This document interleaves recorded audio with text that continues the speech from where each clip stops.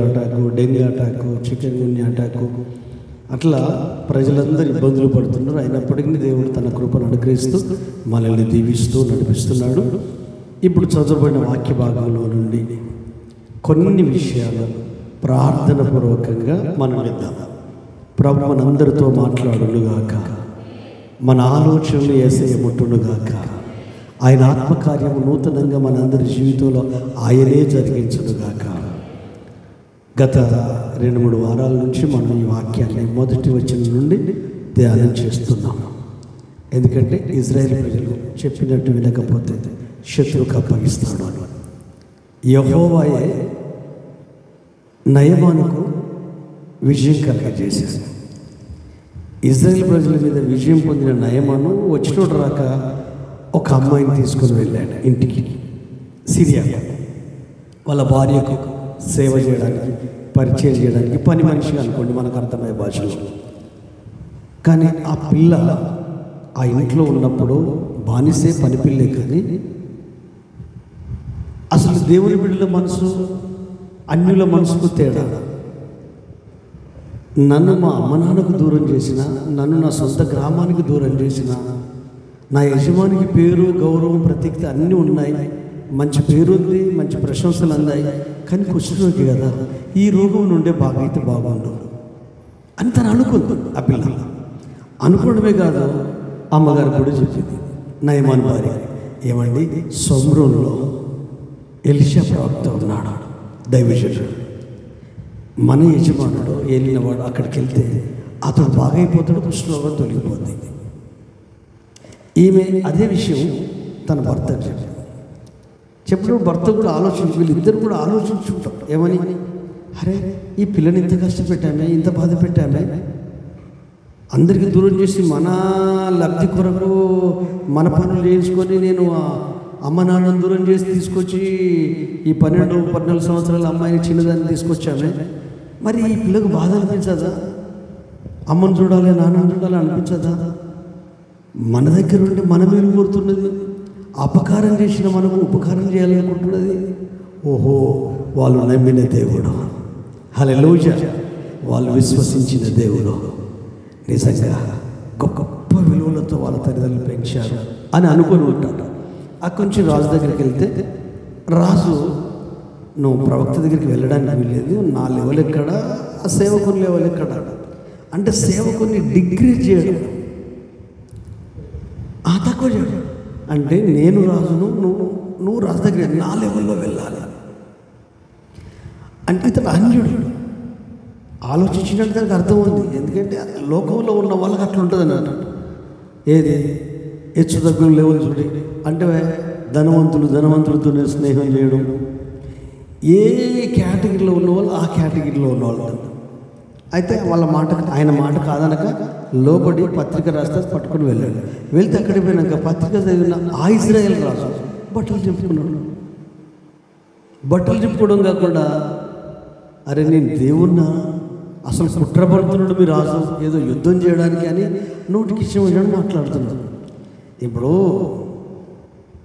మన ఇంట్లో చిన్న ప్రాబ్లం అయితేనే ప్రపంచం వద్ద వెళ్తుంది. దేశ అధ్యక్షుడు ఇప్పుడు ఉక్రెయిన్కి పోయిండు నరేంద్ర మోడీ, రష్యాకి వెళ్ళిండు. ఈ ఇద్దరిని ఆ యుద్ధం ఆపివేయడం కొరకు ప్రయత్నం చేస్తుంది. మన భారతదేశ ప్రధానమంత్రి ఎవరైనప్పటికీ, ఏ పార్టీ చెందిన వాడైనప్పటికీ, గతం నుండి మనం చూస్తే యుద్ధాన్ని ఆపేది కావాలి, యుద్ధాన్ని పెంచి పోషించేది కాదు. నెహ్రూ కావచ్చు, పివి నరసింహరావు కావచ్చు, రాజీవ్ గాంధీ కావచ్చు, ఇప్పుడున్న నరేంద్ర మోడీ కావచ్చు, మన భారతదేశానికి అన్ని దేశాలలో ఒక అత్యున్నతమైన స్థాయి ఉంది, ఆ గౌరవం ఉంది. ఎందుకంటే వాళ్ళు యుద్ధాలు చేసుకుంటూ ఉంటే అమాయక ప్రజలు చనిపోతున్నారు. యుద్ధం వలన నష్టము, ఆర్థిక ద్రవ్యోల్బణము, తిండి లేకపోవడము, అమాయకులు చనిపోవడం అవుతుంది. కాబట్టి దేశాలకే నష్టం అని ఒక దూరదృష్టితో ప్రతిసారి యుద్ధాలు జరిగినప్పుడు మన భారతదేశంలో ఏ అధ్యక్షుడు వచ్చినా వాళ్ళు అట్లా చేస్తారో అంత చరిత్ర మన భారతదేశానికి. మనోడు అలాగే వెళ్ళాడు. ఒకవేళ ఇది కనుక ఆగిపోతే ఇంకా భారతదేశానికి ఒక అత్యున్నతమైన స్థానము, స్థాయి, భౌతికంగా అందరి దేశాలలో ఆ గౌరవం దక్కుతుంది. హల్లెలూయా. మరి ఈ మనిషేమో రాజు బట్టలు చింపునేసరికి మొత్తం దేశం అంతా తెలిసిపోయింది. కానీ ఎవరు చూడు ఏమైంది ఏమైంది ఏమైంది రాజుకి బట్టలు చింపుడు. ఏమో ఆ సిరియా దేశం ఏమో సన్యాధిపతి న్యాయమని వచ్చాడట, వాడు ఏం మాట్లాడా, ఏమో లీడర్ ఇచ్చాడట, లీడర్ని బట్టి. ఎందుకంటే దూరం చూసే వాళ్ళకి తెలుస్తుందండి. ఏమండి అందరూ చూడండి, దూరం చూసే వాళ్ళకి తెలుస్తుందా? తెలియదు. ఏమో అయిపోయింది అని మాట్లాడతాడు. ఇది మెల్లమెల్లగా ఎక్కడికి వచ్చేసింది? ప్రవక్త దగ్గరికి వచ్చింది. ప్రవక్త దగ్గరికి వస్తే ప్రవక్త ఏం చేశాడు? కంగారులో ఉన్న రాజుకు కబురు పంపాడు. తన దగ్గర ఉన్న ఒక సేవకుని పంపించి ప్రేమపూర్వకమైన మందలింపు. ఇజ్రాయేల్ చరిత్ర అంతా తెలుసు. సౌలును ఎన్నుకోవడం కొరకు దేవుడు ఎవరిని వాడుకున్నాడు? సమూయేలు ప్రవక్త. ఎట్లుంటాడు ప్రవక్త? రేపు పొద్దున దగ్గరికి వస్తాడు బాబు అని చెప్పాడు ప్రవక్తకు. ఈ ప్రవక్త ఎవరినైతే చూపించాడో ప్రజలకు పరిచయం చేశాడు. అంటే ఇజ్రాయేలు ప్రజలలో ప్రముఖమైన స్థానము ఎవరిదంటే ప్రవక్తది. ప్రజలు బాగుండాలన్నా, ప్రజలు ఆశీర్వదించబడాలన్నా, దేవుని ఆలోచన ప్రజలకు రావాలన్నా ప్రవక్తే. రాజు ఎన్నుకోవాలన్నా, యుద్ధాలకు వెళ్ళాలన్నా, ఇది ఇజ్రాయేల్ చరిత్ర, ప్రజల చరిత్ర. ఐగుప్తు నుండి దేవుడు పంపించాడు ఐగుప్తులోకి మోషే, అహరోను. అక్కడి నుంచి న్యాయాధిపతులు, ప్రవక్తలు. ఇజ్రాయేల్ రాజుకు తెలుసు. కానీ ఎన్ని తెలిసిన ఈ ఇజ్రాయేల్ రాజుకు కష్టం వచ్చినప్పుడు, బాధ వచ్చినప్పుడు, మెంటల్ టెన్షన్ వచ్చినప్పుడు, లెటర్ చూసినప్పుడు ఏవేవో ఆలోచనలు వచ్చాయి. ఎందుకైనా మంచిది ప్రవక్త దగ్గరికి వెళ్దాం, లేకపోతే ఇద్దరు సైనికులు పంపించి ప్రవక్తను సంప్రదించు, పలానాడు వచ్చాడు, ఏంది పరిస్థితి అని బేరీజ్ వేయలేదు. సింహాల గురించి చేసుకోలేదు. అంటే తేటగా ఆలోచించాడా? ఆలోచించలేదు. బట్టలు చింపుకున్నాం.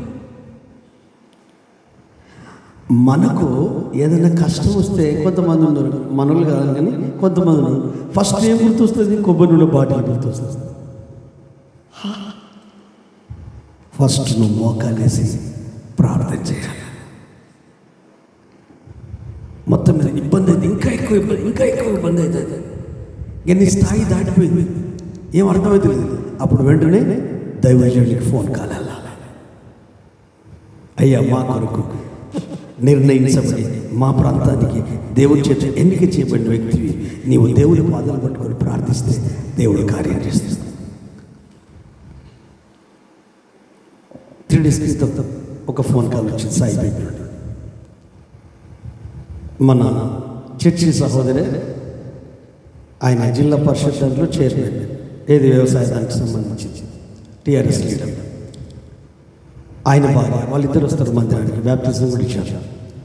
అయితే ఆ వ్యక్తి, ఆ చెల్లె ఫోన్ చేసి, ఆ సిస్టర్ ఫోన్ చేసి, పాస్టయ్య కవిత అని ఒక సిస్టర్ ఉన్నది, వాళ్ళ చెల్లెలు కల్పన ఒక 8 సంవత్సరాల క్రితము పిల్లలయ్యారు, బాబు పుట్టాడు, ఇప్పుడు ప్రెగ్నెన్సీ, ఇప్పుడు డెలివరీకి ఉంది, హాస్పిటల్ తీసుకెళ్ళారు. అయితే అక్కడికి వెళ్ళిన తర్వాత డాక్టర్లు చెప్తున్నారు, గర్భసంచి మొత్తమే తీసేయాలి, క్రిటికల్గా ఉంది పొజిషను, లోపలున్న మాగి గర్భసంచికి అతుక్కొని ఉంది, ఆపరేషన్ చేసినా చచ్చిపోతుంది, చేయకపోయినా చచ్చిపోతుంది. 2-3 గంటలు అన్ని పరీక్షలు చేసి డాక్టర్లు నిర్ధారణకు వచ్చి మేమేం చేయలేము, చేసినా చనిపోతే చెడిగిపోయిన చనిపోతుంది. ఇక వాళ్ళ ఏడుపు సచివేషన్ వాళ్ళ దగ్గర ఏడుస్తున్నారు. నాకు ఫోన్ చేసి కాన్ఫరెన్స్ పెట్టారు, అమ్మాయికి కల్పన. ఆమె ఎవరు నాకు తెలియదు, మన చర్చకు వచ్చే మనిషి కాదు. మన చర్చకు వచ్చే వ్యక్తి ఆ క్లిష్ట పరిస్థితులలో చేసిన మొట్టమొదటి పని ఏంటి? దైవజనుని. హల్లెలూయా. ఎందుకంటే సమస్య పెద్దగా ఉంది. దైవజనుని సంప్రదించి ఎప్పుడైతే సంప్రదించిందో ఆ సమస్య చెప్తుంటే నేను కూడా మనిషినే కదా, ఒక్క 30-40 నిమిషాలు ఆశ్చర్యం చెప్తుందైనా నార్మల్గా ఆలోచన ఇట్లా ఇట్లా చచ్చిపోతుంది కావచ్చు అని ఆలోచన. అప్పుడు మళ్ళీ దేవుడు గుర్తు చేసింది ఏంటంటే, నువ్వెవ్వరి కొరకు ప్రేయర్ చేసినా నేను వారిని బాగు చేస్తాను. వాగ్దానం చేసేసి ఆ వాగ్దానాన్ని ఎప్పుడు ఎత్తి పట్టుకుని ప్రార్థన చేస్తాను. మీరు ప్రార్థన చేసినా నేను ప్రార్థన చేసిన బాగు చేసేసి వేసేసి దీంట్లో స్పెషల్ వ్యక్తులు ఏమి లేదు. తండ్రి ఇంటికి తండ్రి ఎలాగో సంఘానికి తండ్రి అలాగా, దేశానికి రాజు ఎలాగో ఆ రాజు నడిపించే ప్రవక్త అలాగా. హల్లెలూయా. కాబట్టి ఆ వార్త ఎప్పుడైతే వచ్చిందో ప్రేర్ చేస్తున్నాను. ఒక్కటే బైబిల్లో ఉన్న వాక్యం ఏంటంటే, మరణం తప్పించుట ఆయన వశం. డాక్టర్లు చికిత్స చేస్తారు, నువ్వు బాగు చేస్తావు. మేము ప్రార్థించేవాళ్ళని ఖచ్చితంగా నువ్వేమైనా చేయగలిగే దేవుడు, ఆయుష్ని పొడిగించగలిగే దేవుడు అని ప్రేర్ చేసేది మర్చిపోయాను. ప్రేర్ చేసేది మర్చిపోయాను. ఏం జరిగిందో నాకేం తెలియదు. నేను ఇక్కడ మీటింగ్ ముగించుకొని సాటర్డే బైబిల్ స్టడీ ముగించుకొని వెళ్తూ ఉంటే ఉరుసుకు వెళ్ళగానే ఫోన్ వచ్చింది. ఆ సిస్టర్, ప్రార్థన చేయించిన సిస్టర్ ఫోన్ వచ్చింది. కానీ నాకు ఏముందంటే ప్రేయర్ అయితే చేసేది దేవునికి అప్పగించాను, కానీ కొంత డౌట్ ఉంది. అంటే వాళ్ళు చెప్పిన సిచ్యువేషన్ బట్టి ఆమె ఖచ్చితంగా చనిపోయి ఉంటుంది. ఇక ఎప్పుడు చనిపోయింది, ఎట్లా జరిగింది అని అడుగుదామని, అసలు సిస్టర్ ఎట్లుందమ్మా అన్న. పాస్టరయ్య దేవునికి మహిమ అంటున్నది. హల్లెలూయా. ఎందుకమ్మా అంటే, ఏం లేదు, మళ్ళీ బాబు పుట్టాడు, తల్లి పిల్ల క్షేమంగా ఉన్నారు, ప్రాణాపాయం తప్పింది, మీరు ప్రార్థన చేసిన ½ అన్ అవర్కి యేసయ్య బాగు చేశారు. హల్లెలూయా. బాగు చేసింది ఎవరు? యేసయ్య. మీరు ప్రార్థన చేసిన బాగు చేసింది ఎవరు? యేసయ్య. ఆమె నెంబర్ నాకు, నేను ఆమెతో మాట్లాడతా, నేను ఫోన్ చేసిన, నేను ప్రార్థన చేసినందుకు నువ్వు బాగా అయిపోయావు. ఆమె నెంబర్ అడగలేదు, ఆమె గురించి మాట్లాడలేదు. కాకపోతే దేవుణ్ణి మహిమపరుస్తాం సిస్టర్, ఆదివారం సాక్ష్యం చెప్దామన్నాను.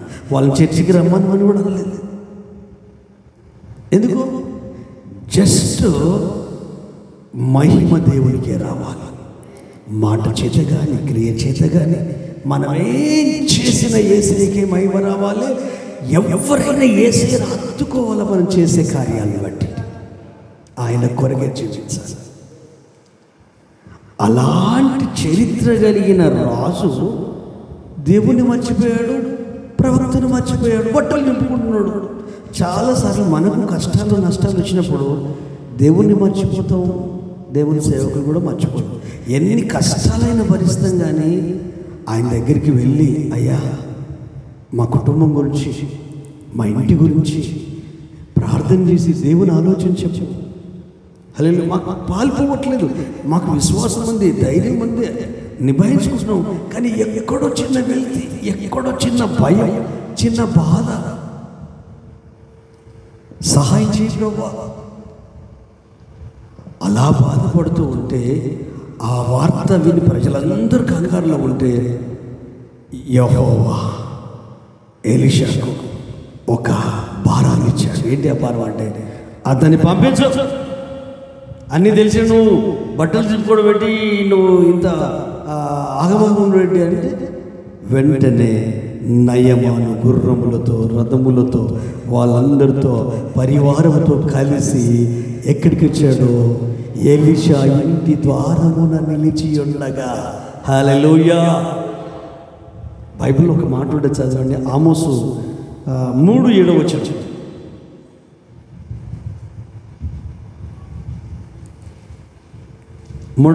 verses 7.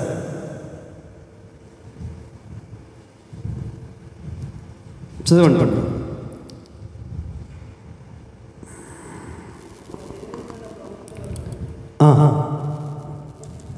తన సేవకులైన ప్రవక్తలతో తాను సంకల్పించిన దానిని బయలుపరచకుండా ప్రభువైన యెహోవా ఏమీ చేయడు. హల్లెలూయా. ఫ్యామిలీలో ఉన్న పిల్లలకి ఎంత జ్ఞానం ఉన్నా తండ్రిని మించి ఉండదు. తండ్రికి అర్థం ఉంటుంది, అన్ని డక్కమొక్కలు తింటాడు. అందుకనే శిష్యుడు ఎప్పుడు గురువుని మించలేడు, కొడుకు ఎప్పుడు తండ్రిని మించలేడు. ఆ లెవలే. హల్లెలూయా. ఈ కొత్త నిబంధన కాలంలో నిజమైన సేవకులు ఎవరైతే ఆత్మచేత నడిపించబడే వాళ్ళు ఉంటారో, దేవుని ఆలోచన పొందుకునే వాళ్ళు, అలాంటి వాళ్ళు ఉండడము ఆ సంఘానికి, ఆ కుటుంబానికి, ఆ ఇంటికి, ఆ తండ్రికి, ఆ ఫ్యామిలీకి ఆశీర్వాదం. హల్లెలూయా. ఎందుకంటే వాళ్ళు క్రీస్తు మార్గాన్ని బయలుపరుస్తారు. ఆయన త్రోవలో ఎలాగో ఇదే త్రోవ, ఇందులోనే నడువుడని చెప్తారు. కానీ వాళ్ళ సొంత అభిప్రాయాలు, సొంత ఆలోచనలు వాళ్ళ వృద్ధుడు సేవకులు. అసలు నిజమైన సేవకులు ఆత్మచేత నడిపించబడు. ఇప్పుడు ఇష్టాలు మనం వృద్ధితో అంటుకుంటుందా? అంటుకోదు. దేవుడే ఆ మార్గంలో నడిపించాలి.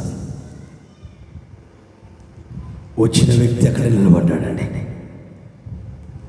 చాలా సంతోషంగా ఉన్నాడు. ఈలోపు ఈ పాస్టయ్య సెల్లకుండా ఎలిషా పాస్టయ్య లోపల నుంచి బయటకు వస్తలేడు. ఇదేదో బయటకు వస్తలేడు. ఎన్నో అనుకున్నాడు. రాజుకు అర్థం కాలే, మా దేశ రాజుకు, ఈ దేశ రాజుకు అర్థం కాలే. టైం అంతా వేస్ట్ అయిపోయింది. నా భార్య చెప్పింది, ఆ పిల్ల చెప్పింది, ఆ పిల్ల నాతో కూడా చెప్పింది, మా రాజుకు చెప్పాను కానీ ఇక్కడికి పంపించాడు. ఇదంతా గదరగోళం అయిపోయింది. అబ్బా, నేను అనుకున్న అమ్మాయి చెప్పిన ఆ పాస్టర్ దగ్గరికి వచ్చాను, సంబరంలో ఆ ఎలిషా దగ్గరికి వచ్చాను, ఇక అయిపోయింది, నా ప్రాబ్లం సాల్వ్ అయిపోతుంది అని ఎంతో ఉత్సాహంగా, ఎంతో సంతోషంగా వచ్చాడు. కానీ ఎలిషా బయటికి రాలా. లోపలున్న సేవకుని పంపి యోర్దాను నదిలో 7 సార్లు నువ్వు మునిగితే నీ కుష్ఠరోగం పోయి పసిపిల్ల దేహంలాగా అయిపోద్దని చెప్పాడు. హల్లెలూయా. చదువుదామా? 10వ వచనం 9వ వచనం చూడు.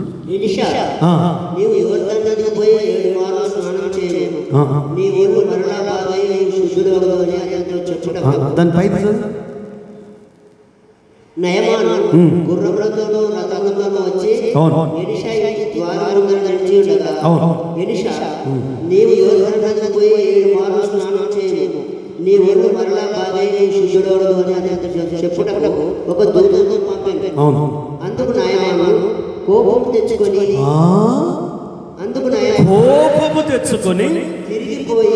తిరిగిపోయి ఇట్లా అతడు నా యొద్దకు వచ్చి నిలిచి తన దేవుడైన యెహోవా నామమున రోగముండు స్థలం మీద ఇట్లా ఆడించి కుష్ఠరోగము మాన్పునని నేను అనుకుంటుంది.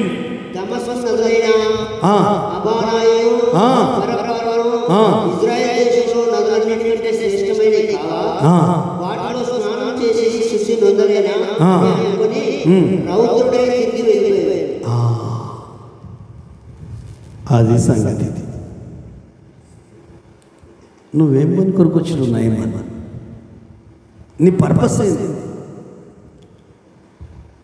సిరియా దేశం నుండి ఇజ్రాయెల్ దేశం ఎందుకు వచ్చావు? ఎవరిని నడిపించారు? ఆ చిన్న పిల్లకున్న జ్ఞానము మీ దేశంలో ఉన్న రాజుకు లేదు. ఆ పిల్లకున్న జ్ఞానము ఇజ్రాయేలు రాజుకు లేదు. సరే పోనీ నీకేమన్నా ఉందంటే కోపం తీసుకొని వెనుక తిరిగి వెళ్ళిపోయినాడండి. రౌద్రుడై కోపం తెచ్చుకొని తిరిగి వెళ్ళిపోయి ఏమనుంటే, నేను ఏమనుకున్నానంటే అసలు కనీసం బయటికి రాలే మనిషి, నన్ను చూడలేదు, నన్ను చూడడానికి చుట్టుపక్కల దేశాలు ఎగబడతారు, నా వల్ల సక్సెస్ వచ్చింది, నేను దేశాన్ని కాపాడాను, నేను సైన్యాధిపతిని, నేను పరాక్రమశాలిని, నేను ఘనత పొందిన వాడిని, రాజు దయ పొందిన వాడిని, ప్రజలు నా గురించి కోకొల్లలుగా మాట్లాడుకుంటున్నారు, అందరూ నన్ను చూడడానికి ఎగబడుతూ ఉంటే సరే రోగం ఉంది కదా నన్ను తగ్గించుకుని వెళ్తే ఈ మనిషి లోపల నుండి ఇంట్లో నుండి బయటికి రాకుండా ఈ లోపల ఏం చేస్తాడు, నేనే కింద నుండి పంపిస్తున్నాడు అని కోపం వచ్చింది. కోపం ఎప్పుడు వస్తుందో చెప్పనండి, చాలా జాగ్రత్తగా గుర్తుపెట్టుకోండి. లైఫ్లో ఇది ప్రతి ఒక్కరికి కావాల్సింది.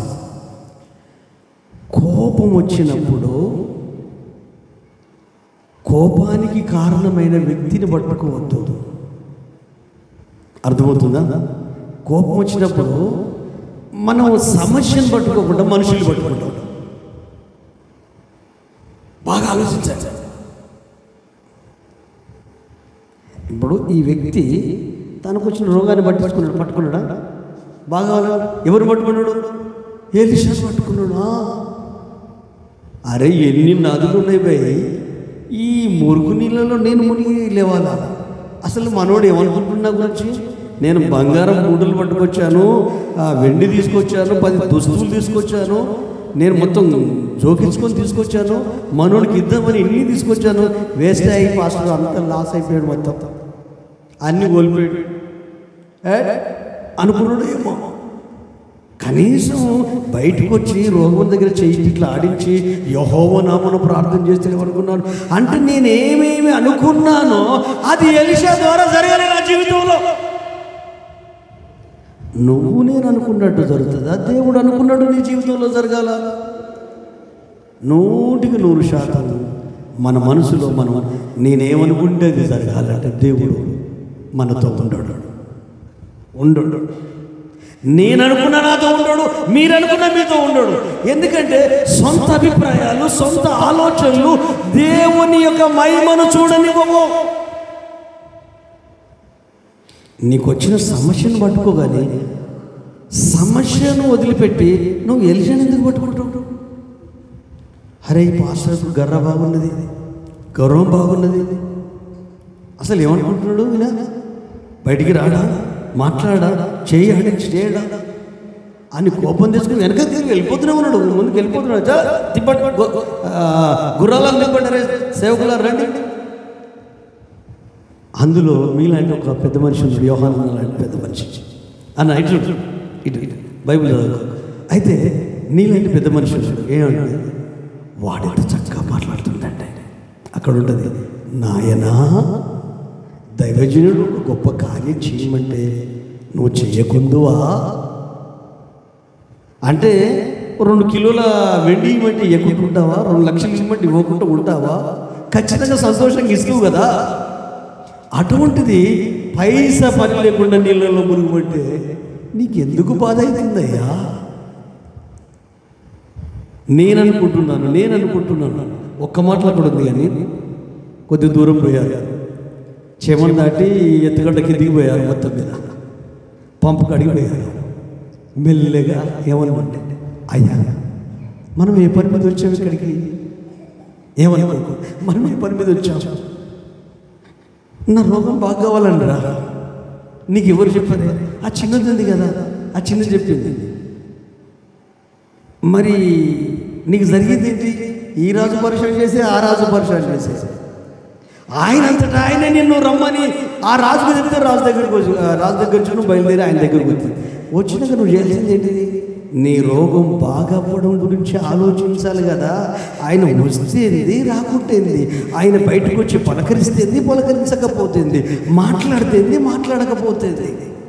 నేను నిర్లక్ష్యం చేయలే కదా, మనిషినిచ్చి పంపించాడు కదా. ఆ రాజు అంతటి దగ్గరికే ఒక మనిషినిచ్చి పంపించాడు, ఆయన వెళ్ళలేదు కదా అక్కడికి. నువ్వు రాజు కంటే గొప్పడు సైన్యాధిపతి ఏమనుకోకయ్యా, మీరు పెద్దోళ్ళు, నేను చిన్నోడిని, ఆలోచించు అని వాయిస్లో ఉన్న బేస్ తగ్గించి మర్యాద అయ్యా ఆలోచించు. మరి 2 లక్షలు ఇవ్వండి ఇవ్వబోదువా? 10 దుస్తులు పట్టుకుని వచ్చాడు కదా, అవి ఇవ్వండి ఇవ్వబోదువా? బంగారం ఇవ్వమంటే ఇవ్వబోదువా? మరి ఇవేమి అడగలే కదా. ఆ నీళ్ళల్లో స్నానం చేసుకో 7 సార్లు మునిగిలే అంటున్నాడు, దాంట్లో నష్టం ఉంది అన్నాడు. అంటే అక్కడి నుంచి అదే వచ్చి వచ్చి ఆయన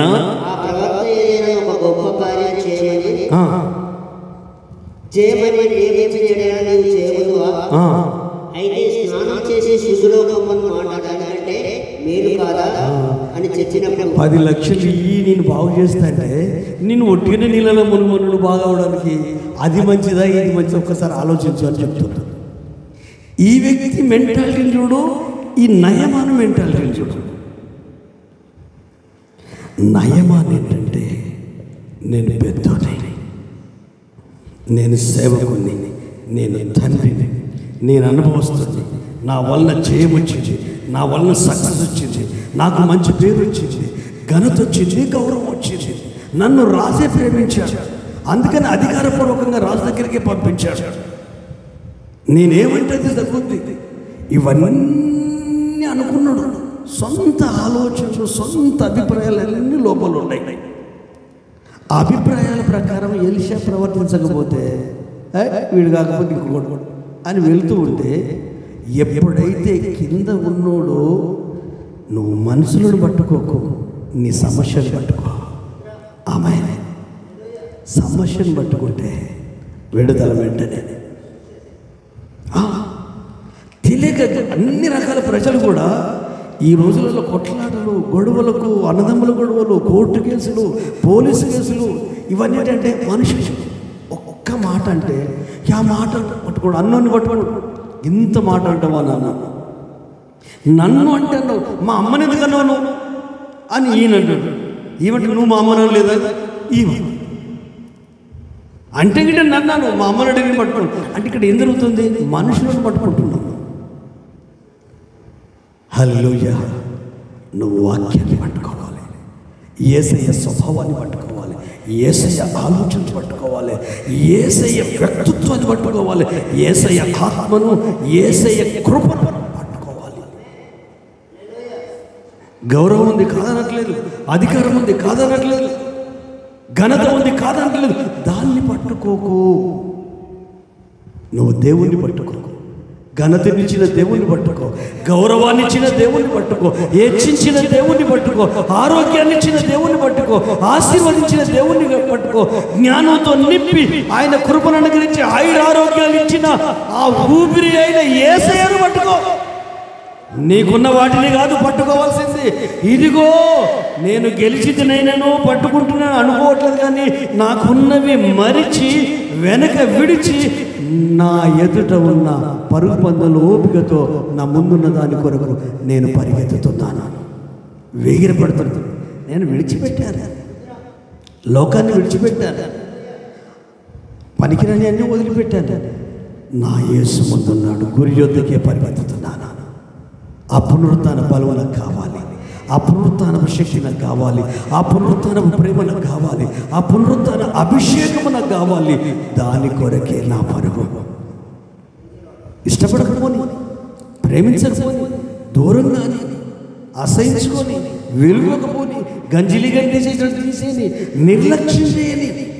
కానీ నా యేసు వాటన్నిటిని నిర్లక్ష్యం చేసి సిలువను సహించి అవమానాన్ని భరించి అక్కడ కూర్చున్నాడు సింహాసనం. ఆ విధంగానే విశ్వాసం కర్త దాన్ని కొనసాగించు. యేసు వైపు చూస్తూ పరుగు పందెములో అవమానమును నిర్లక్ష్యం చేసి అన్నిటిని సహించి ఆయన ఎదుట కూర్చోవాలన్నదే ఆయన అల్టిమేట్ ఆలోచన. ఆధ్యాత్మికంగా అనేక విషయాలు మనకు నేర్పిస్తున్నాడు దేవుడు. భౌతికంగా సమాజంలో ఉంటున్నాం, కుటుంబంలో ఉంటున్నాం, వ్యాపారంలో ఉంటున్నాం, వృత్తిలో ఉంటున్నాం. అందుకని మన నడవడిక, మన నడక, మన ప్రవర్తన కాకి ఎట్లా నడుస్తుందండి? ఇట్లా. దానికి రెండు కాళ్ళు ఉంటాయి. అదే పావురం అందంగా ఆహా ఎంత సుతా. మరి మనం కాదు, కాకులం కాదు, పావురాలమే. హల్లెలూయా. పాములము కాదు, పాము వల్ల వివేకం కలిగిన వారమే, పావురం వల్ల నిష్కపటం కలిగిన వారమే. ఎందుకంటే నువ్వు నమ్మిన యేసు అలాంటి జ్ఞానం కలిగిన వాడు, అలాంటి నిష్కపటమైన వ్యక్తి. నీ కొరకు ప్రాణం ఇచ్చి తాను కొనుక్కున్నాడు.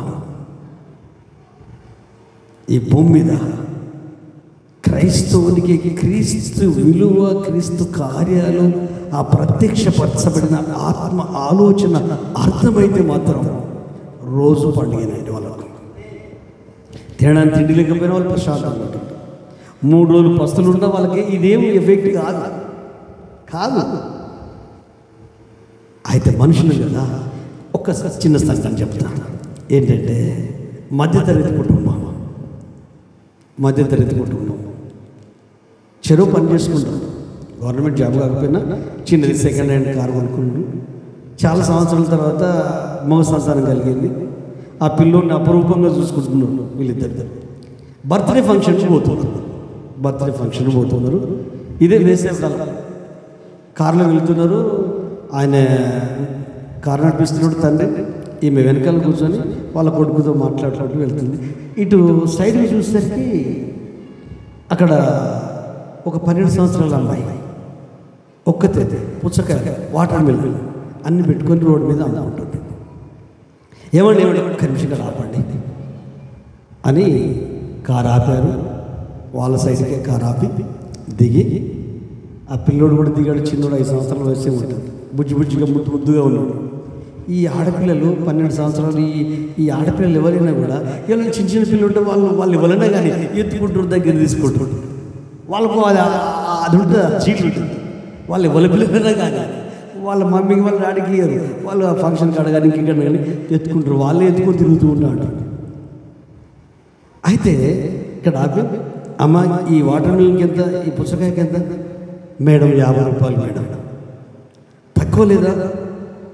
మేడం తక్కువ లేదు మేడం అని అంటుంటే, తక్కువ చేయమ్మా 50 రూపాయలు కొంచెం కూడా దిగుతుంటే ఈలోపు చిన్న పిల్లని చూసేసి ఈ పిల్ల ఈమెతో మాట్లాడమని చేసి వీని దగ్గరికి వచ్చి వీంతో ఆడుకుంటాను. కొత్త పాత ఏం లేదు. హల్లెలూయా. ఈ పిల్ల ఆడుకుంటూ ఉంటాడే. ఈ పెద్ద మనిషి, ఈ సిస్టర్ ఏం చేసింది, ఈ సహోదరి చూసింది. సరే పిల్ల కొంచెం ఈ చిన్నపిల్లలతో ఆడుకుని అంటే ఇలాంటి టైంలోనే మనం ఆడుకున్నాం. అమ్మ చెప్తావా? లేదు మేడం, ఇక మీరు 45 రూపాయలు తీసుకోండి మేడం. ఈ పిల్లోనితో ఆడుకుంటూ ఉంటే, నీ తమ్ముడు అనుకో పాప, వాని కొరకు నీ ఎవరు అని ఏమన్నారు. కొంతమంది బేరాలు మంచిగా ఆడతారు. చిచ్చా, బాబాయ్, మామ, తాత, అరే మేము మాకు తెలుసా ఇవ్వండి, చాలా ఇబ్బంది పడుతుంది. ఊరికి దౌర్భాగ్యం, ₹1 కింది కథ. అరే ఈమె తెలియగలదు. సరే మేడం, తమ్ముడు అంటున్నాడు కదా, 40కి ఇస్తా మేడం. సరే 40కి ఇచ్చేస్తా అని ఆ పిల్ల సంతోషం ఎక్కువ అంత ఉన్నది. కానీ ఇంత తీసుకొని ఆ చిన్నోడి చేతిలో పెట్టి సంతోషం అనిపిస్తుంది కదా. చిన్నోడి చేతిలో పెట్టాడు. వాడు చిన్నోడు కాయ పెద్ద ఉంది, కింద పడి 3 ముక్కలు అయిపోయింది.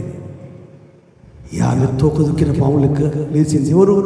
ఈ కారులో వచ్చిన తమ్ముడు అని చెప్పిన అమ్మాయి, ఇంకొకటి దీనికి మాత్రమే డబ్బులు ఇవ్వాలి, ఆ డబ్బులకి అది ఇచ్చేసేయాలి.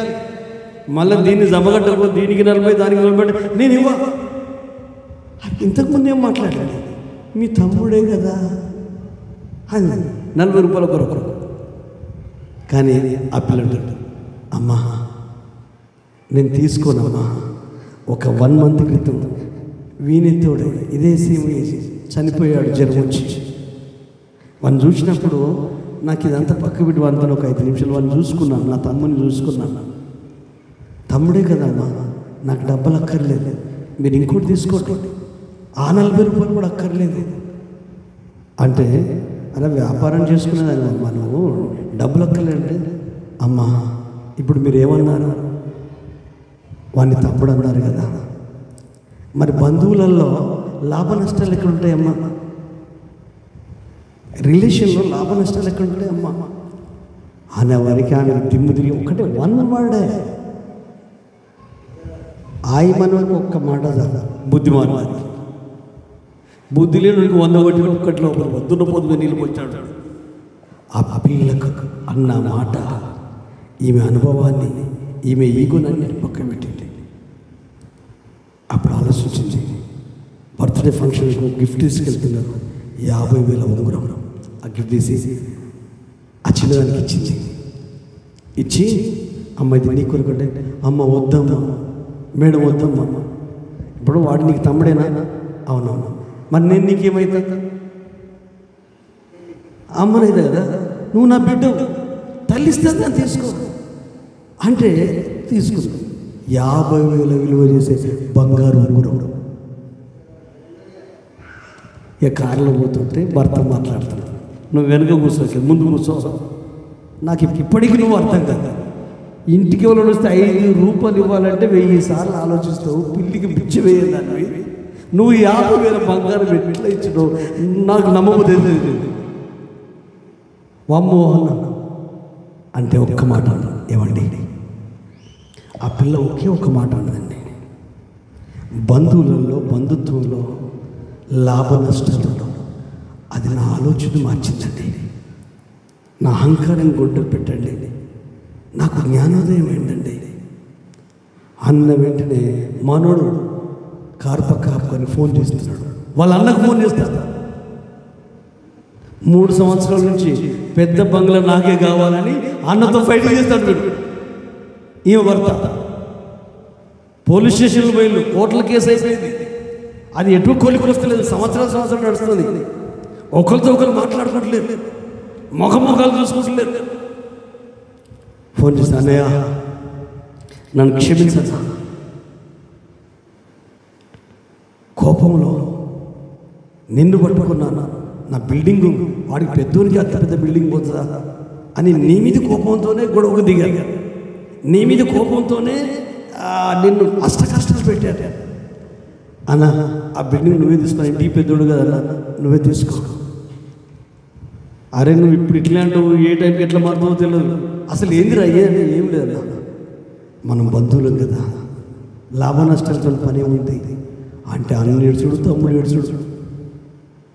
ఒరే మరదల్లో పిల్లలు తీసుకొని ఇంటికి రాదు, ఒకసారి కలిసి మాట్లాడుకుందాం.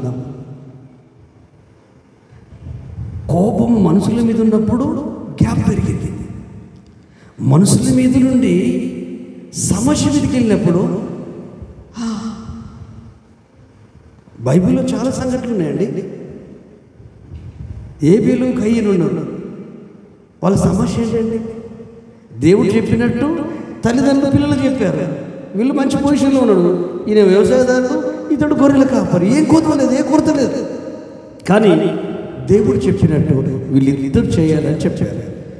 దేవుడు ఎప్పుడైనా గుర్తుపెట్టుకోండి, 10 లక్షలు ఇచ్చడో 10 రూపాయలు ఇచ్చడో రూపాయి ఇచ్చడో చూడడండి, ఎలాంటి మనసుతో, ఎలాంటి హృదయంతో, ఎలాంటి వైఖరితో ఇస్తున్నామో చూస్తాడు దేవుడు. మధ్యలో సందర్భం వచ్చినప్పుడు చెప్తా కదా, సండే స్కూల్కు వాళ్ళ కొడుకు వాళ్ళ మమ్మీ ఇచ్చారు, ఒరే ఇది 10 రూపాయలు కానుకలేరా, సండే స్కూల్ కానుకలు, ఈ రూపాయి మాత్రం చాక్లెట్ కొనుక్కోరా. అయితే పోయిన వారమే సండే స్కూల్ టీచర్ చెప్పిందంట, ఏమని? ఉత్సాహంగా ఇచ్చు అని దేవుడు ప్రేమిస్తాడు అని. చర్చ అయిపోయి ఇంటికి రాగానే ఏమైందిరా వేసిన వారా ఎంత వేసినాడంటే, మమ్మీ పోయిన సండే అక్క వాక్యం చెప్పింది, ఉత్సాహంగా ఇచ్చి వాడిని ప్రేమించాడే, నాకు రూపాయి వేయడానికి ఉత్సాహం వచ్చింది మమ్మీ, 10 రూపాయలు ఇవ్వడానికి ఉత్సాహం రాలేదు. వైఖరి వైఖరి వైఖరి. నువ్వు దేవునికి ఇస్తున్నావా, మనుషులకు ఇస్తున్నావా? నువ్వు దేవునికి ప్రార్థన చేస్తున్నావా, మనుషులకు ప్రార్థన చేస్తున్నావా? ఆయన సన్నిధిలో నిలబడిన మనల్ని, మన అంతరంగాన్ని, మన అంతరంగ వైఖరిని దేవుడు స్కాన్ చేస్తాడు. దాన్ని బట్టి మనల్ని అంగీకరిస్తాడు. మందిరం అంగీకరిస్తే ఏం లాభం, నేను అంగీకరిస్తే ఏం లాభం, సంఘం అంగీకరిస్తే ఏం లాభం? ఏసైతే రక్తమిచ్చి సంపాదించి సంఘాన్ని కొన్నాడో, ఏసైతే సేవకుల్ని ఆయన పరిచర్యలో, సువార్త పరిచర్యలో వాడుకుంటున్నాడో, ఈ సృష్టిని కలగజేశాడో, అదే దేవుడు నిన్ను అంగీకరించాలి. పాస్టర్ అంగీకరించుకున్న పర్వాలేదు, సంఘం అంగీకరించుకున్న పర్వాలేదు, సిస్టర్స్, బ్రదర్స్, అన్నదమ్ములు ఒక ఎవ్వరు, కానీ యేసయ్య అంగీకరిస్తే అందరూ నిన్ను యాక్సెప్ట్ చేస్తారు.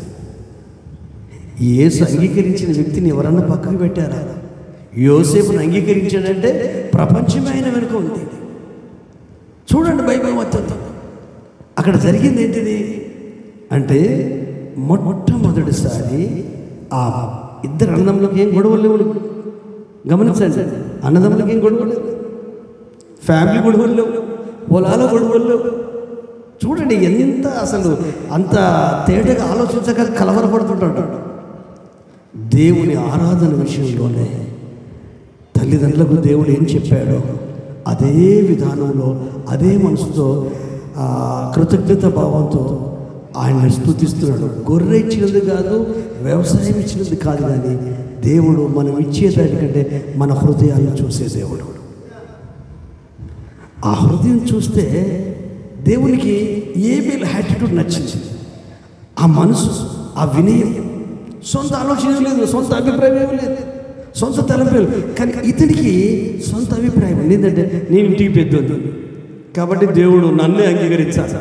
చిన్నోడు అవసరమే లేదు అనుకున్నాడో ఏమో, నాకు నచ్చినట్టు చేస్తాంటే ఆ ప్రవర్తన సరిగా లేనట్టుంది దేవుని సన్నిధిలో. దేవుడు కొంచెం మొక్క ఇటు పెట్టి తెలిసిపోయింది, ఇతను బలి అంగీకరించాడు. బాధతో ఉన్నాడు, బాధతో ఉంటూ వచ్చి అడిగాడు, కయ్యను ఎందుకే నీకు బాధ? నువ్వు సరైన విధానంలో ఆయన సన్నిధిలో ఉంటే నీకు ఇంత బాధ ఉండునా అంటే మాట్లాడతలేడు. అరే నువ్వు అట్లా బాధపడుకుంటూ ఉంటే సాతానుడు వస్తాడు, వాడు నిన్ను ఇంకా ఇబ్బందికి గురి చేస్తాడు. చాలా జాగ్రత్త, ప్రమాదకరమైన స్టేజ్లో ఉన్నావు అంటే అవేం పట్టించుకోవట్లేదు. ఒకరోజు తమ్ముడు ఒంటరిగా ఉంటే ఏదేదో మాట్లాడాడు. ఇప్పుడు మనం అనుకుందాం, ఇది అన్నదమ్ముల మధ్యలో జరిగిందా, దేవునికి వీళ్ళ మధ్యలో జరిగిందా అంటే సమస్య ఎక్కడుందో ఆ సమస్యనే పట్టుకో. ఏం చేయాల్సి ఉండే? కయ్యను మొక్కల మీద ఉండే, అయ్యా నేను పెద్దోన్నయ్యా, నాకంటే చిన్న నువ్వు ఎట్లా అంగీకరిస్తావు? నాది ఎందుకు అంగీకరించలేదయ్యా? ఎక్కడ నా లోపం, ఎక్కడ నా మనసులో ఏ లోపం ఉంది నాకు చెప్పు, నేను సరి చేసుకుంటా అనే మనసు అనుకుంటే దేవుడు సరి చేయకపోనా? మనుషులకున్న గుణం ఇదే. ఎన్ని జరిగినా మనల్ని మనం సరి చేసుకోవడానికి ఎప్పటికీ అవకాశం ఇస్తూనే ఉంటాడు.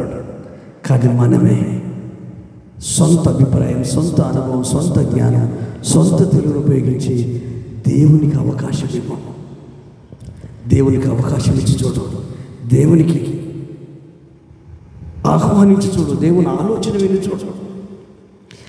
అవకాశము ఆలోచన ఇవ్వనంత వరకు కోపం వెనకకి తిరిగిందంటే కోపం అంతా పోయేదాకా మాట్లాడతాడు. మనోడు కూడా నా దైవజనుడు ఇంకెవరు లేడా? ఆయన కాకపోతే బొచ్చాడు మంది ఉన్నారు సేవకులు. ఆ ఒక్క సంఖ్యలో ఉందా? ఆ ఒక్క పాసలే ఉన్నాడా? కోటి మంది వస్తారు, ఫోన్లు కూడా ఇంటికి వచ్చిన ఉన్నారు పాస్టర్. అసలు ప్రాబ్లం ఏంది? కొంతమంది ఊరికే అరుస్తుంటారు.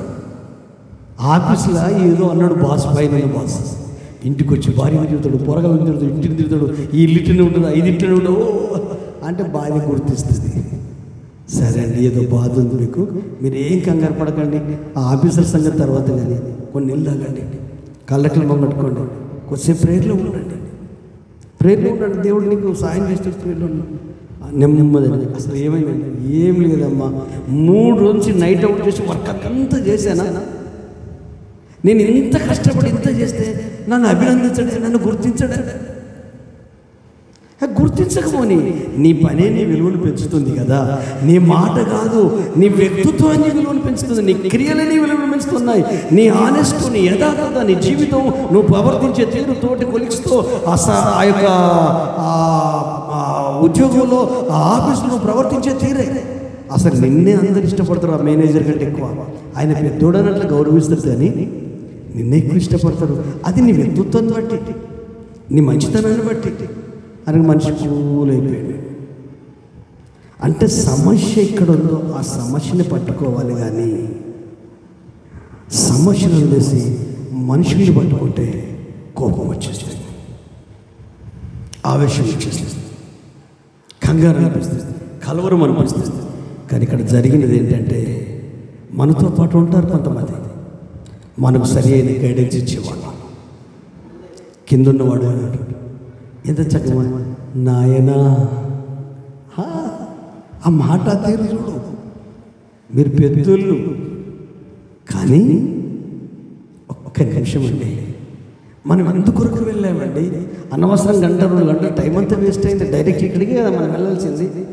రాజు దగ్గర పర్మిషన్ తీసుకొని నేను ఒకసారి వెళ్ళొస్తానయ్యా ఒక ప్రవక్త దగ్గరికి అని చెప్తే ఆయన పంపించిన అయిపో కదా. ఆయనకు రాసి ఆయన బట్టలు నింపుకున్నాయి, ఆ బట్టలు నింపుకున్నది ఆయన తెలిసే, ఆయన చెప్పిన తర్వాత మనం ఆయన దగ్గరికి వచ్చాము. ఇప్పుడు మనకి ఎందుకంటే రచ్చయింది, ఈ నదులతోనేది శ్రేష్టమైన నదులతోనేది యోర్దాన్ నది మురికి నదే కావచ్చు. ఇప్పుడు గంగ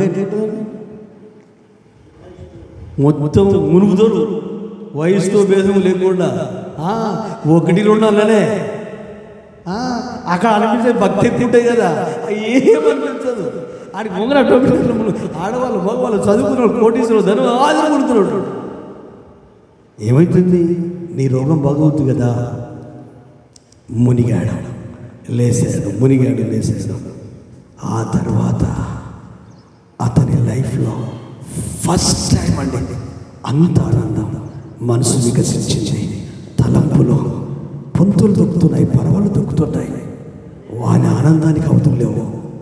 కోట్లు ఇచ్చిన రాంది, లక్షలు ఇచ్చిన రాంది, ఏ గౌరవం, ఏ డబ్బు, ఏ అధికారం, ఏ పని ఇవ్వండి. నూతన శరీరం నీకు నాకు అదే యేసుక్రీస్తు ద్వారా జరిగింది. హల్లెలూయా. ఈ ప్రపంచంలో ఎవరి ద్వారా జరగలేదు, వాక్యం చెప్పే వారి ద్వారా జరగలేదు, సంఘానికి వచ్చే వ్యక్తి ద్వారా జరగలేదు, సువార్త చెప్పే వ్యక్తి ద్వారా జరగలేదు. వాళ్ళందరూ తొవ్వ చూపించారు, దారి చూపించారు, బాట చూపించారు. యోహాన్ అంటాడు కదా బాప్టిజం ఇచ్చి, నేను వెలుగును కాదు వెలుగును గూర్చి సాక్ష్యం ఇవ్వడానికి వచ్చాను. కానీ రక్షించబడిన నిన్ను సాక్ష్యమిచ్చుడు కాదు. నేను వెలుగును కనుక నువ్వు వెలుగే, నేను దేవుడిని కనుక మీరు దైవములే, నేను పెద్ద సహోదరుడు కనుక మీరు చిన్న సహోదరులు. ఆయన పెద్దన్న యేసయ్య జ్యేష్ఠుడు. ఎన్ని ఆధిక్యతలు మనకున్నాయి. ఎన్ని రోజులు కొడుతుండే భూమి మీద నాకు తెలిసి ఎన్నో మరణాలు వినబడుతుంది. ఈ చిన్న వాటికే కొట్లాటలు, గొడవలు. వీళ్ళందరూ చూస్తాడే నాకు అనిపిస్తూ ఉంటాడు, ఏం చేద్దాం మరి? ఆవేశం, ఒకరికి ఆవేశం వస్తే ఒక తగ్గితే అయిపోయాయి. ఇప్పుడు దాకా సిస్టర్ సాక్షి చెప్తుంది కదా, పొమ్మనగా పోతా, నేనెందుకు పోతా అందా సిస్టర్, నేను ఎందుకు పోతా? నాకు బిడ్డలు చెట్టెత్తి బిడ్డుంది, రేపు పొద్దున నీకు నాకు బుద్ధి చెప్పేంత జ్ఞానం బిడ్డకుంది. ఇది చిన్న తల్లి, దీళ్ళ మొక్కలు చూసి నేను ఉంటా. ఆవేశం కదా, కోపం కదా. నన్ను అంటాడు, ఏమనుకోకు తల్లి, ఎందుకంటే అర్థం కావడం కూడా చెప్తాను, ఎందుకంటే నువ్వే చెప్పేసిన కదా సాక్షి. అంటే చిన్నయే. మళ్ళీ ఇంకోటి ఎంత ప్రేమ ఉందో చూడండి. చిన్న ఫోన్ అని చేసి అయ్యా అక్కడ చేతులు హల్లెలూయా. అంటే నిజంగా చిన్నయే మేము ఎంత పర్ఫెక్ట్గా ఉన్నా ఏదో ఒక లోపం అయితేనే ఉంటాడు. లోపం అయినందుకు ఎందుకు ఈ లోపం జరిగిందని బాధపడడం కంటే నెక్స్ట్ టైం లోపం రాకుండా చూసుకోవాలి, ఈ సమస్య రాకుండా చూసుకోవాలి. ఒకవేళ ఈ సమస్య రాకుండా ఉండాలంటే ఏం చేయాలి? ఉన్నాయి సమస్యలు, ఎవరికి లేవు, అందరికీ ఉన్నాయి. కానీ ఈ భూమి మీదనే యేసుతో నడవడం, ఆరాధించాలి. ప్రార్థన చేస్తే పరలోకం పోమండి, బైబిల్ చదివితే పరలోకం పోండి, గంటలు ప్రార్థన చేస్తే పరలోకం పోమండి. అంతరంగ మార్పు జరగాల. గొంగలి పురుగు చీతాకోక చిలుకగా మారాలా. మన భావాలు మారిపోవాలా, మన ఆలోచనలు మారిపోవాలి. దేనికి అనుగుణంగా? క్రీస్తుకు అనుగుణంగా, వాక్యానికి అనుగుణంగా. ఈ మనిషి వచ్చినప్పుడున్న సంతోషము ఈ రాజు దగ్గరికి పోయినప్పుడు కొంచెం ఉంది, ఆ రాజు దగ్గరికి పోయిన ఉన్న సంతోషం నేను ఏమనుకున్న ఏం జరిగిందని తీరాడి నుంచి ఇక్కడికి వచ్చిన తర్వాత ఇంటి ముందు నిలబడగానే అనుకున్నాడు, బయటకు వస్తాడు, రోగం స్థలం చేయి ఊపుతాడు, దేవుడైన యెహోవా పేరున ప్రార్థన చేస్తాడు, చలో నేను మంచిగా అయిపోతా అని ఏమేమో ఊహించుకుని వచ్చాడు. ఊహించుకునేది ఏదో ఒకటి జరగాలి. నువ్వు అనుకునేది జరగకపోతే దేవుని మీద కోపం రావడం ఏంటండి? ఆత్మీయ జీవితం మీద కోపం రావడం ఏంటంటే నీవు మోకాళ్ళ మీద ఉండి, ప్రభా నా ఇంటిని నా కుటుంబాన్ని కట్టేది నీవు, విడిపించేది నువ్వు, స్వస్థపరిచేది నువ్వు, శాపము పాపం కొట్టివేసేది నువ్వు. సామెతల్లో ఒక వండర్ఫుల్ మాట ఉంటుందండి, చూడండి. ఒక మాట, 11వ అధ్యాయం 2వ వచనం ఒకటి నా జ్ఞాపకం సరి అయితే 19:2 11:2 ఒక్కసారి చూడండి. 11:2 చూడండి ఒకసారి తెలుస్తుంది.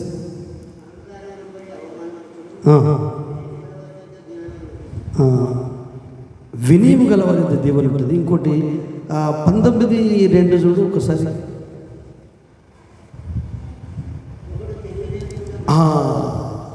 అది దాని కింద వచ్చిన కూడా చదువు.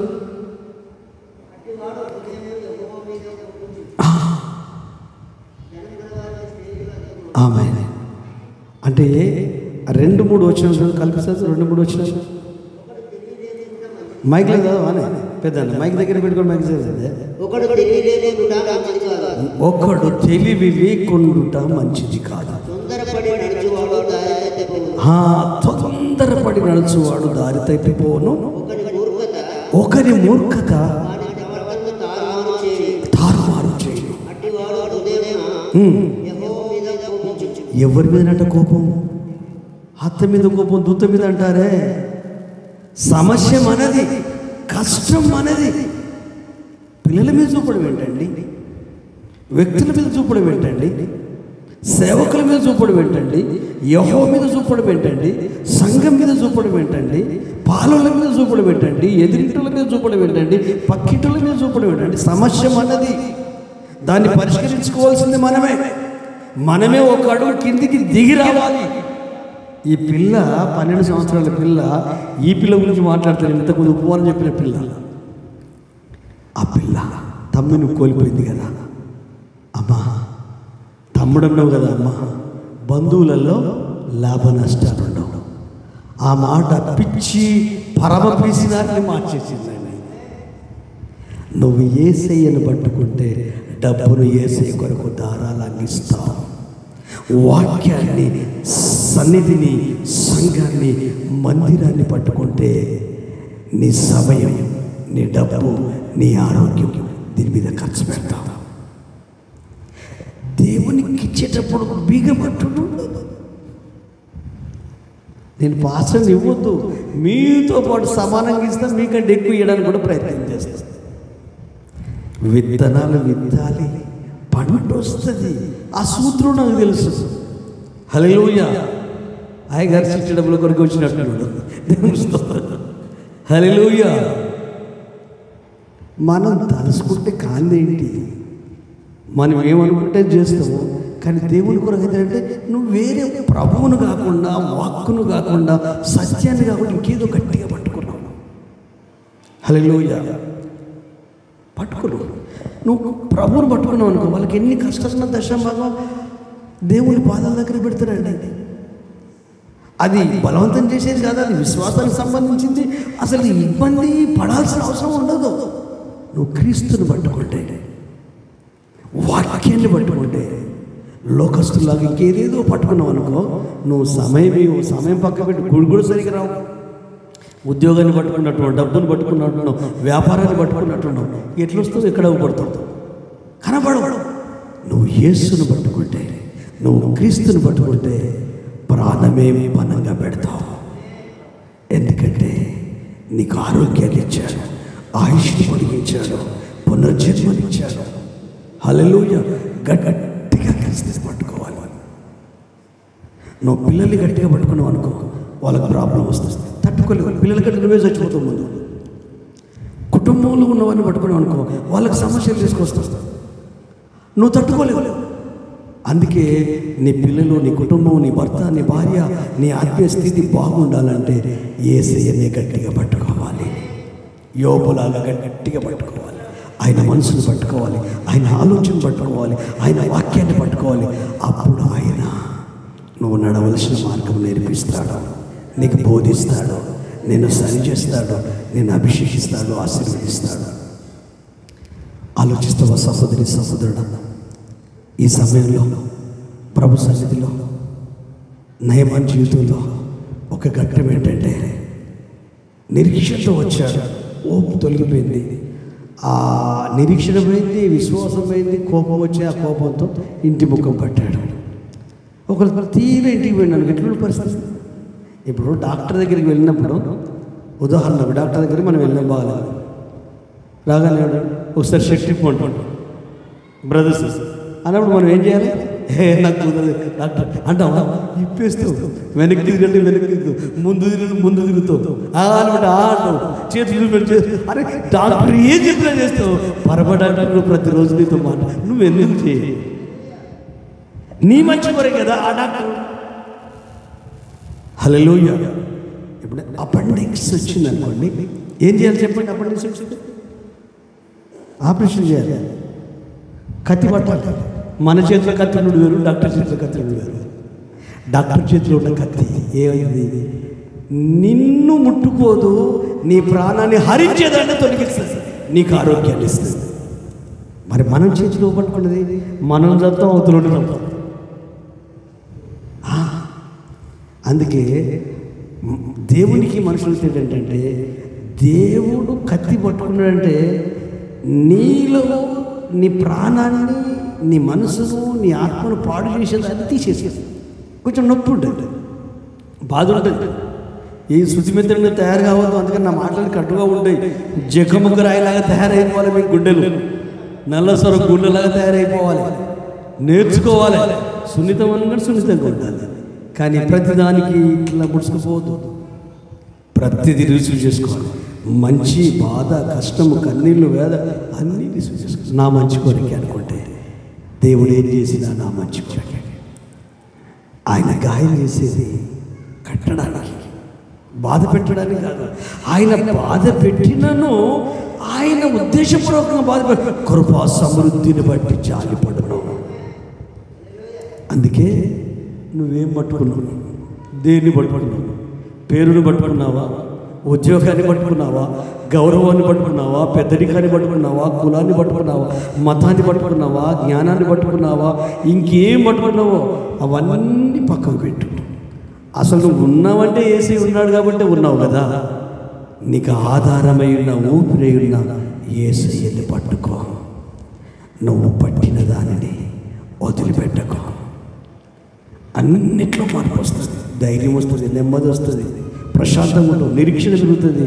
నువ్వెక్కడంటే అక్కడ వాతావరణం మారిపోతుంది. ఒక్క 2 నిమిషాలు నువ్వు మాట్లాడతావు, అక్కడ అన్నీ మర్చిపోతాడు బాధలు. అలా నువ్వు వెలుగు వెలుగు వెలుగు వెలుగు దివ్యలాగా వెలగాలి. అవునండి, కొంతమంది గలగల మాట్లాడేస్తారు అంతే. ఆయన పట్టుకోకపోతే ఎక్కలేని ధైర్యం వస్తా అంటారు. అలాగని ప్రతిసారి వాళ్ళు మాట్లాడలేరు సినిమా, ప్రతిసారి పలకరించరు. నాన్న ఎందుకు పలకరించలే, నాతో ఎందుకు మాట్లాడలేదు? అవసరం లేదు. ఎవరి పరిస్థితులు వాళ్ళు, ఎవరి బాధలు వాళ్ళు, ఎవరి కన్నీళ్ళు వాళ్ళే, ఎవరి కలవరాలు వాళ్ళే. కానీ మనము నిలబడదాం యేసయ్య కొరకు. కళ్ళు మూసుకుందామా, మోకరిస్తామా, ఒక్క నిమిషము ప్రభుకు సమర్పించుకుందాం, పరిశుద్ధాత్మ దేవునికి అప్పగించుకుందాం. హల్లెలూయా, ప్రైజ్ ది లార్డ్, హల్లెలూయా. ఈరోజు నీతోనే మాట్లాడుతున్నాడు సహోదరి, సహోదరుడు నీతోనే మాట్లాడుతున్నాడు. ఒక్కసారి ఆలోచిస్తావా? నీ సమస్య ఏంటి? దేని కొరకు ఆయన పాదాల దగ్గరికి వస్తున్నావు? ఏ విషయంలో? పిల్లల విషయంలో ప్రార్థన చేస్తున్నావు?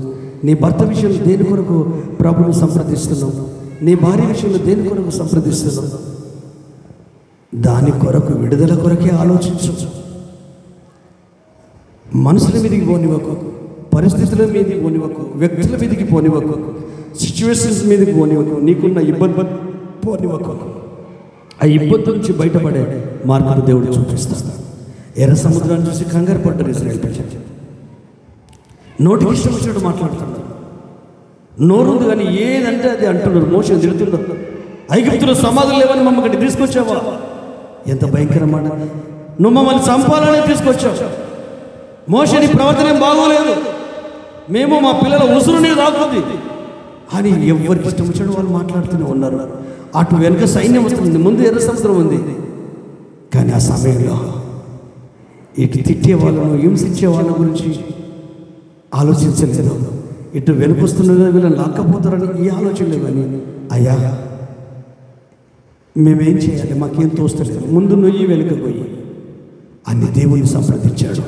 తన సొంత పరిజ్ఞానాన్ని పక్కకు పెట్టాడు, తన సొంత అభిప్రాయాలు, సొంత ఆలోచనలు పక్కకు పెట్టాడు. ప్రభు పాదాలు పట్టుకొని ప్రార్థిస్తున్నాడు. ఓ మోషే, నువ్వు ప్రార్థించే సమయం కాదు, ఇది ఆజ్ఞాపించే సమయం. నీ చేతిలో ఏముంది? అయ్యా కర్ర అయ్యా, అయితే ఆ కర్రను సముద్రం వైపు చాపు, నేను తూర్పు గాలికి ఆజ్ఞాపిస్తాను, సముద్రము ఆరిన నేలగా దారిస్తుంది, ప్రజలందరినీ అటు దాటిపోవచ్చు. వెంటనే చెప్పాడు, ఏమండి అందరు మౌనంగా ఉండండి. దేవుడు ఎర్ర సముద్రంలో ఆరిన నేలలో బాట ఏర్పాటు చేసి మిమ్మల్ని నడిపించడానికి సిద్ధంగా ఉన్నాడు. ఎవరు కంగారు పడాల్సిన అవసరం లేదు. మీరు కంగారు పడి నన్ను ఇష్టం వచ్చినట్టు తిడుతున్నారు, కంగారు పడి వెనుకున్న వాళ్ళని చూసి మిమ్మల్ని మీరు దూషించుకుంటున్నారు. మనుషులు పట్టుకోకండి. ఎప్పుడు జీవితం నరకప్రాయంగా మారుతుంది. సంవత్సరాల తరబడి మనుషులను పట్టుకొని బ్రతుకుతున్నారు కనుక ఇప్పటికీ మీ కుటుంబాల్లో, గృహాల్లో నెమ్మది అనేది లేదు, సంతోషం అనేది లేదు. ఏవో గొడవలు, ఏదో కొట్లాడు, ఏదో సమస్యలు, ఏవో ఎలిగేషన్లు, ప్రశాంతతను కోల్పోయారు. వాళ్ళేం ఫుడ్ పెడుతున్నారు, నీ ఫుడ్ తింటున్నావు కానీ ప్రశాంతం ఉండలేకపోతున్నావు. నీ డబ్బులే నీ పిల్లల కొరకు నీ కుటుంబం ఖర్చు పెట్టుకుంటున్నావు కానీ ప్రశాంతం ఉండలేకపోతున్నావు. నీ ఇంట్లోనే ఉంటున్నావు, నీ అన్నమే తింటున్నావు, నీ బట్టే కట్టుకుంటున్నావు కానీ నీ గుండె నిండా నిజమైన నెమ్మది లేదు. నీ ఊహల ప్రపంచం, మానసిక ప్రపంచం అంతా మనుషులను పట్టుకొని వేలాడుతుంది. వాళ్ళ గుణాలను, వాళ్ళ వ్యక్తిత్వాలను, వాళ్ళ మనస్తత్వాలను. యేసయ్య మనస్తత్వాన్ని పట్టుకోగలవా? యేసయ్య మనసును పట్టుకోగలవా? యేసయ్య ప్రేమను, యేసయ్య ఆలోచనను, యేసయ్య అభిషేకాన్ని, యేసయ్య వివేకాన్ని, యేసయ్య ఆ యొక్క ఆత్మీయతను పట్టుకోగలవా? అయితే నీకు నెమ్మది, నీ కుటుంబానికి నెమ్మది, నీతో ఉన్న వారికి నెమ్మది. లేకపోతే ఎప్పటికీ ఏదో ఒక ఎలిగేషన్, ఏదో ఒక గొడవ, ఏదో ఒక సమస్య. ఎన్నడూ ప్రశాంతంగా ఉన్న దినం లేదు ఈ రోజు వరకు. అడుగు ప్రభువు, నాకు పీస్ కావాలి, పీస్ ఆఫ్ మైండ్ కావాలి అంటే అన్ని వదిలే నన్ను పట్టుకో, నేను ఆలోచించి చెప్తా. మోషేలాగా చెయ్యి. ఎర్ర సముద్రం గురించి ఆలోచించట్లేదు, ఇజ్రాయెల్ ప్రజల గురించి ఆలోచించట్లేదు, ఫరో సైన్యం గురించి ఆలోచించట్లేదు. నాకేం తోచట్లేదు, నన్ను ఏం చేయమంటావు ప్రభు ఈ సమస్యలో అని ప్రభుని పట్టుకున్నాడు. సమస్యను నివేదించాడు. అరే నాయన, ఇది మొరపెట్టే సమయం కాదు, ఆజ్ఞాపించే సమయం. ఒక్కసారి నీ చేతిలో ఉన్న కర్రను చాపాడు. ఆరిన నెల నడుచుకుంటూ వెళ్ళాడు. అదే సమయంలో ఫరో సైన్యం కూడా భయపడింది. కానీ వాళ్ళ కళ్ళ ముందే తరతరాల నుండి పీడిస్తున్న ఆ శత్రు మోక కళ్ళ ముందే జల సమాధైపోయారు. ఎవరికి భయం అనేదే లేదు. లైఫ్ సాఫీగా సాగిపోతుంది. అయినా ప్రాబ్లమ్స్ ఉన్నాయి. ప్రాబ్లమ్స్ వచ్చిన ప్రతిసారి ఇజ్రాయెల్ పద్ధతి ఏంటంటే మనుషులను నిందించడం, మనుషులను పట్టుకోవడం. 3 రోజులు నీళ్ళు లేవు. ఓ మోషే, మా పిల్లలు, మా పశువులు, మేము చనిపోతాం, నీళ్ళు లేవు అంటే ఒక దగ్గర నీళ్ళు దొరికాయి. తాగుదామని వెళ్తే ఆ నీళ్ళు చేదుగా ఉన్నాయి, ఉప్పుగా ఉన్నాయి, కట్టిక చేసి. అప్పుడు వెంటనే కంగారు పడట్లేదు, ప్రభుని అడుగుతున్నాడు, అయ్యా ఏం చేయాలి? నీ పక్కన చెట్టు ఉంది కదా, ఆ చెట్టు కొమ్మని తెంపి అదే నీళ్ళల్లో చేసి, అదే జీవితం, అదే ప్లేసెస్, అదే ఇల్లు, అదే కుటుంబం, అదే ఫ్యామిలీ, అదే నయమానం. ఎట్లయితే శుద్ధులైపోయారో ఆ విషయం తొలగిపోయింది, ఆ కుష్ఠం తొలగిపోయింది, ఆ చేతులు మధురంగా మారాయి, వాళ్ళ జీవితాలలో ఆనందం. ఇప్పుడు అర్థమైందా? ఈరోజు దేన్ని పట్టుకుని వేలాడుతున్నాను? నీ మనసును దేన్ని పట్టుకుంటుంది?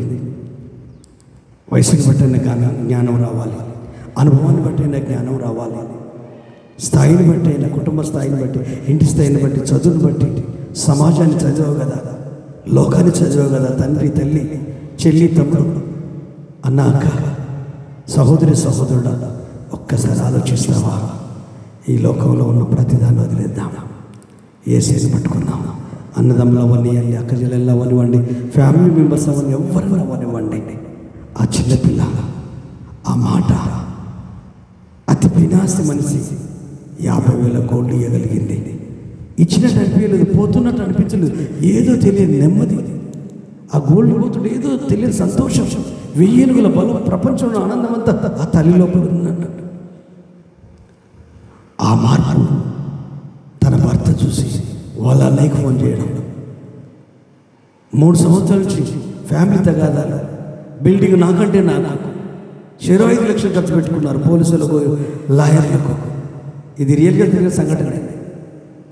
అయితే వాళ్ళు మార్పు చెందారు. ఫ్యామిలీ కలిసి ఉంది.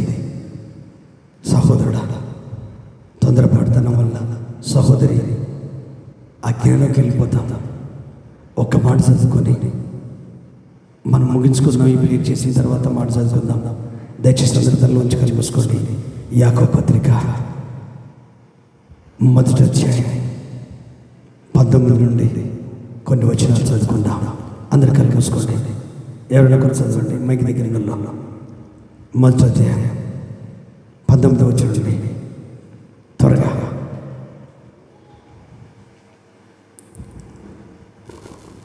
లేట్ చేయొద్దు. అవును అవును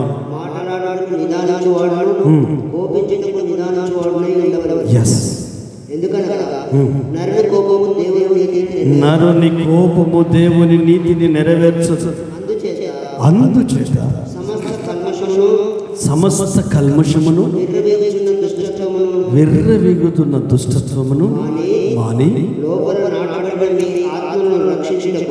లోపల నాటబడిన మీ ఆత్మను రక్షించుటకు శక్తిగల వాక్యమును సాత్వికముతో అంగీకరించుడి. అవును,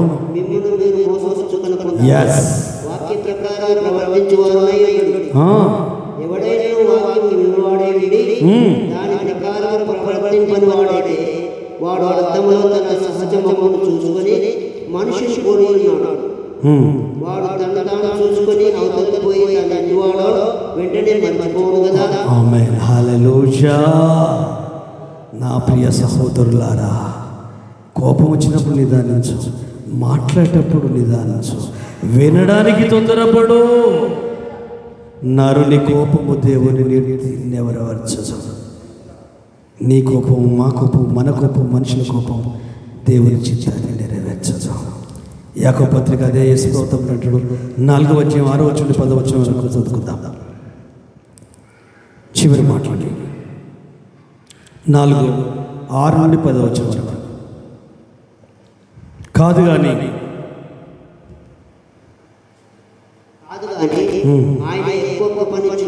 ఎక్కువ కోపరించుతాడు. దీనులకు కృప అనుగ్రహిస్తాడు. అవును, దేవునికి లోబడు, సాతాను ఎదిరించు. అవును, దేవుని యొద్దకు రండి, అప్పుడు ఆయన మీ యొద్దకు వచ్చాడు. పాపులారా, చేతులను క్రియలను శుభ్రం చేసుకోండి.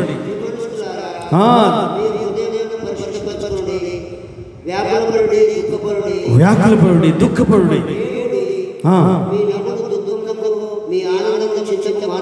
అవును అవును, ఆమేన్ ఆమేన్, హల్లెలూయా. గట్టిగా చెప్పకూడదా? ప్రభువు స్తుతిద్దాం. ద్విమనస్కులారా, దేవుని వాక్యం ప్రకారం జీవించువారులారా, సాత్వికంతో అంగీకరించే ప్రియ సహోదరి సహోదరుడా, మిమ్మల్ని మీరు ప్రభు దృష్టికి తగ్గించుకుంటే ఆయన మిమ్మల్ని హెచ్చిస్తాడు. కృతజ్ఞతలు చెల్లిద్దామా? 2 చేతులు జోడించి కృతజ్ఞతలు చెల్లిద్దామా? Hallelujah. Praise the lord, praise the lord, praise the lord. ప్రేమ కలిగిన తండ్రి, మీకు వందనాలయ్యా. మీ ప్రత్యేకమైన సన్నిధి కొరకు, మీ కృప కొరకు ఈ అంతకాలంలో నీ ప్రజలమైన మేము ఎవరికి వారిని ఇండివిజువల్గా నీ ఆత్మచేత నడిపింపబడిన మేము ఏ విధంగా జీవించాలో, మా అంతరంగం ఏ విధంగా ఉండాలో నయమాన్ లైఫ్ స్టైల్ మా ముందుంచి చక్కగా మీరు మాట్లాడుతున్నాం. అవునయ్యా, మా ఊహ వచ్చిన దగ్గర నుండి మేము చూస్తున్నాం. మా ఫ్యామిలీలో కానీ, పాలెంలో కానీ, గ్రామంలో కానీ, మేము ఉండే కమ్యూనిటీలో కానీ తండ్రి, గొడవలు లేని కమ్యూనిటీలు ఉండవు, కొట్లాటలు లేని ప్రజలు ఉండరు, సమాజం ఉండదు, ప్రపంచం అంటే అన్ని గలిబిళ్ళు. కానీ మేము ఆ లోకం చూపించబడిన ప్రజలం కదా తండ్రి. మేము వెలుగు సంబంధులం కదయ్యా. నీ స్వభావాన్ని మేము ప్రతిబింబింపజేయాలి కదయ్యా. రాజుల వంశం కదా తండ్రి, యాజకుల సమూహం కదా నాయన, స్వస్థైన ప్రజల తండ్రి.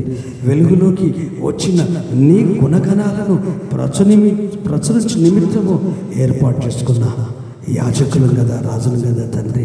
ఇదిగో మీ ప్రజలందరితో మీరు మాట్లాడారు. మాకు తెలియక పరిస్థితులను మనుషుల్ని పట్టుకున్నాం. ఆ పరిస్థితుల కారణం మనుషుల్ని పట్టుకున్నాం. కానీ ఈరోజు మా సమస్య ఏంటి, మా కుటుంబంలో ఉన్న ప్రాబ్లం ఏంటి, నా వ్యక్తిగత సమస్య ఏంటి, ఆ సమస్యను ఎట్లా బయటపడాలని ఈ దిశగా ఏనాడు ఆలోచించలేదు. భార్యను నిందించాం, భర్తను నిందించాం, పక్కుని నిందించాం, ఎదురింటిని నిందించాం, సంఘస్థులు నిందించాం, సేవ చేసేవారిని నిందించాం, సేవకులు నిందించాం.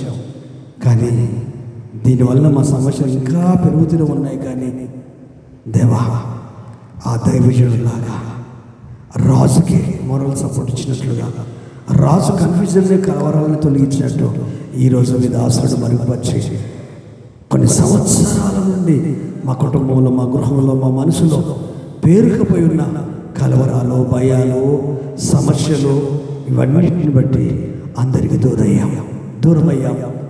అమనాలకు దూరమయ్యాం, అక్కజిల్లాలకు దూరమయ్యాం, బంధుత్వానికి దూరమయ్యాం. లాభ నష్టాలు నాకే లాభం రావాలని ఎన్నిటినో వదులుకున్నాము, ఎన్నిటినో లాక్కున్నాము. కానీ ఈరోజు నీ బిడ్డలుగా నా మనసును ముట్టావు, నా హృదయాన్ని ముట్టావు, నా ఆలోచన ముట్టావు. అయ్యా, మా హృదయాన్ని మీ వాక్యం చేత శుభ్రపరచుకుంటున్నాం, మా క్రియలను మీ ఆలోచన చేత శుభ్రపరచుకుంటున్నాం. ఆ రెండు ద్విమనస్తత్వాన్ని పూర్తిగా తొలగించుకుంటున్నాము. యెహోవా యేసయ్య, మీ యొద్దకు వస్తున్నాం, మీరు మా యొద్దకు రండి, మమ్మల్ని పవిత్రపరచండి నాయన. మమ్మల్ని మేము తగ్గించుకుంటున్నాం. మా సొంత అభిప్రాయాలు, మా సొంత ఆలోచనలు, మా సొంత జ్ఞానము అది ఏది మా బ్రతుకును మార్చలేదు, రక్షణ ఇవ్వలేదు, నెమ్మదిని ఇవ్వలేదు. ఏదో మాకు నెమ్మది ఉంటుంది, మా ఆలోచన నడుస్తుంది, మేము అనుకునే సాగుతుందని ఒక మేకపోతు గంభీరాన్ని ప్రకటిస్తామే. కానీ నిజంగా ఇది నువ్వు మెచ్చవు కదా తండ్రి. నువ్వే నన్ను ఇష్టపడకపోతే ఈ మనసును మెచ్చిది ఎంత, మెచ్చకుంటే ఎంత, ఈ ఫ్యామిలీ మెచ్చిది ఎంత, మెచ్చకుంటే ఎంత.